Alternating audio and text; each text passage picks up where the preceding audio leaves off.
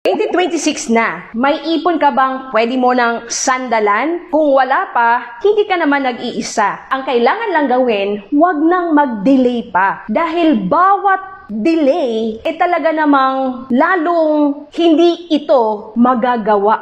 Ang taong 2026, ito yung magandang simula para meron kang ipon na napapalago, ipon na merong healthcare, savings, at protection. Yes, ang Kaiser 3-in-1 Saving Program na talaga namang iyong maasahan sa oras na iyong pangangailangan. Huwag mo nang i-delay ang pagkaroon ng saving program na makakatulong sa oras na hindi mo inaasahan. Itong Kaiser Ultimate Health Builder, 7 years mo lang pag-ipunan. Kung ang edad mo, 40 years old pababa, pwede ka pa doon sa 2,647 per month or 3,529 per month or 5,882 per month.